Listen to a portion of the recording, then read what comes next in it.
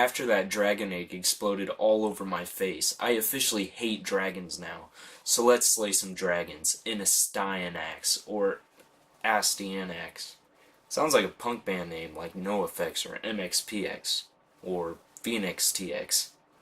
Alright, let's play the game. Okay, so you play as a 16-year-old boy named Astyanax, who was brought to the world of Remlia by a fairy named Cutie. Yeah, she's a cutie alright. Anyways, she brings you to this world to save a princess named Rosebud, who is held captive by an evil wizard named Blackhorn. And Cutie tells Astyanax that he can't go home to his world unless he saves her. Wow, she doesn't even give you the option. She's just like, well, there you go. Go save the princess now. Oh, and you'll never go home until you do. So Cutie gives Astyanax a magic axe called Bash. The name Astyanax comes from Greek mythology.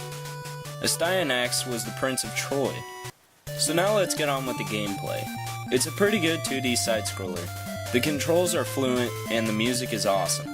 Unfortunately, the music does loop too quickly, but it's not that bad. There are a few noticeable problems with the game at the start though. You can't kill anyone without getting yourself hit, unless you stand far enough away from the enemy to where your axe just slightly hits the enemy. And right at the start of the game, you may notice that the difficulty is insane. You have green floating jellyfish that are really fast and hard to kill. The smaller enemies are one of the most annoying enemies in the game, like these floating turds, flying fish, and butterflies. Butterflies? That doesn't even make any sense. Why would you have butterflies as an enemy in this game? Most of the enemies in this game are monsters. The girl helping you out in this game is a butterfly. So I actually walked into one of the butterflies thinking it would help me until it killed me. So you have this power meter that has to refill every time you swing your axe. You can still hit enemies after it goes down, but if you wait until it fills back up, it deals more damage. And later in the game, your bar will fill up all the way across the screen, allowing you to kill most enemies in 1 to 2 hits. After many deaths in the first stage, I accidentally pushed up and B at the same time, and noticed that you have special powers. Then later in the game I noticed that if you pause the game and press up or down on the D-pad, you can change your power. That's stupid. Why would you have to pause the game to switch your special power? You would think all you'd have to do is press select to change your power. Actually, that is kind of smart though, to pause the game before you change your power, just in case if you're about to get killed or something. I just wish they explained that a little more before you start the game. You have 3 different powers you can choose from: the fireball, the lightning bolt, and this time freezer thing. As well as using powers, you can also upgrade your weapons. You start off with the axe, and if you hit these yellow container things, you can pick up a new weapon, like a spear. And then after the spear, you can get a sword. But these only last until you die. You can also get potions that heal your health, and fairies that pop out of these containers that ask you if you would rather upgrade your weapon or refill your special powers. I would go with the special powers most of the time, because you can always find weapons, but you can't pick up extra special power. So once you get to the first boss, you think he's pretty hard. And then after that, there's another boss named Caesar. This boss is hard at first too. So then an evil sidekick of Blackhorn named Thorndog comes in and says that you've killed Caesar. You then find out why Blackhorn captured Princess Rosebud. He captured her because he wants to transfer her powers to him so he can rule the world. So you move on to stage 2. The difficulty gets a little more challenging. Once you get to stage 2-2, you notice a more unique feature of the gameplay. In this stage it's an up-scrolling platform, and then once you beat stage 3-2, Thorndog strengthens the spell holding Rosebud captive. She can no longer communicate with Cutie telepathically. Stage 4-1 is one of the hardest stages in the whole game. You have these sea monsters that are really hard to kill, and it doesn't help when you have the fish coming up and distracting you. And the fly traps suck too. I swear I spent probably an hour on this stage. Stage 4-2 kind of gives you a little bit of a break though. When you beat stage 5-2, Cutie can hear Princess Rosebud's voice again, because they are getting close, and she tells them to pay attention to any of the signs she gives them, but then loses connection again. So 6-1 is probably the hardest level in the whole game, and it's mostly because it's so confusing. you have to go through these doors that brings you to a whole new room so you can eventually go outside. At first I didn't know where to go. I thought I was stuck. I tried pushing up and down on the door and nothing would happen. So then I realized you have to hold down on the up button for like 3 seconds before you can go through the door, which makes it really difficult if there's a lot of enemies in the area, of course. If you go through the wrong door, it sends you back to a previous room. So I'll be nice and give you guys the pattern here. First, go through the door in the first room. Then in the second room, go all the way to the end of the room and go through the last door. And the next room, go through the second door. Remember that. Now you're in a blue room.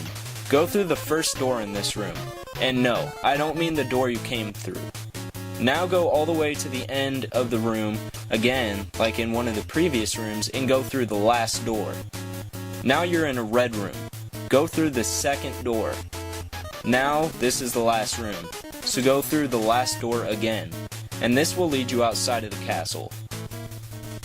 You wouldn't believe how long it took me to figure that out. I didn't even look it up. I swear, I just figured it out on my own. So you're welcome.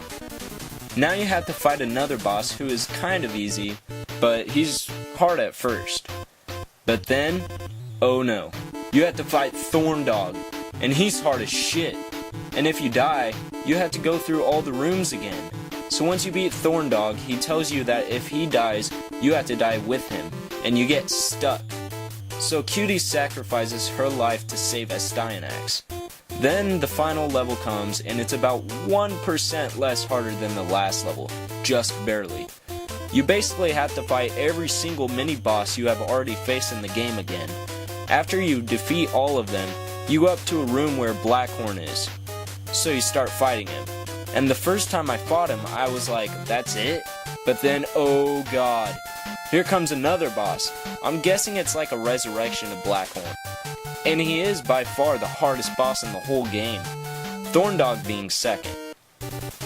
I died probably a million times by this guy, and when you die you have to fight all those mini-bosses again. There are a total of 7 bosses in this last level. That's insane. So after trying over and over again, I realized a little trick to beating the final boss.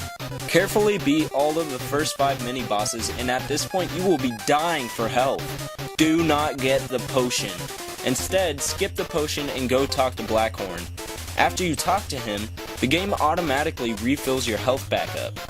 Unfortunately, there is no enemy health bar, so you don't know if you have almost defeated Blackhorn. But just keep fighting him for a little while, and then go get the potion. Defeat Blackhorn, and then you should have close to full health once you get to the final boss. Oh, and make sure not to use any of your special powers either. Save it for the final boss, and then use those bitches up, and then finish him off with your weapon, and BAM! He's dead. Then Princess Rosebud thanks you for saving her and asks him if he wants to go celebrate. Woohoo! Party! But then he says no because he thinks his parents are worried sick about him. Then she says goodbye and sends Astyanax home. He walks down the street and sees Cutie in human form. She tells him she missed him when it's only been like 5 minutes. Astyanax asks how she's alive and then goes, "Duh, now I get it, ha ha ha."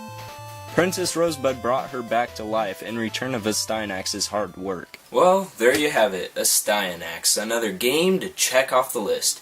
You know, this game actually wasn't that bad.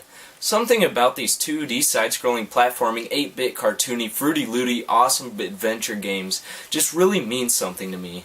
So after trying so hard to push my way through the difficult experiences, the pain and the suffering gets lifted as I know that I have completed another chapter in my life of playing video games. I feel like I no longer need to hate dragons as I have defeated every last scum chum off the planet of 151 rum. I don't know what I'm talking about at this point anymore, honestly. So that's it for now. I'll see you guys next time.